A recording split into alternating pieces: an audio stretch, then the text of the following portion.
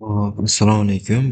Bugun biza copy qilinganlikni a, xuddi shu ko'rinishda yuborishni o'rganamiz. Buning uchun bizaga birorta videodan link kerak bo'ladi va Reels'dan mana bundan olaylik. Copy bo'ldi. Endi Telegram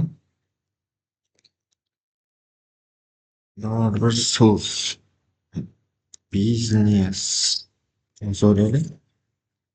Biznes qilamiz buni va belgilaymiz. Ctrl ga bossamiz.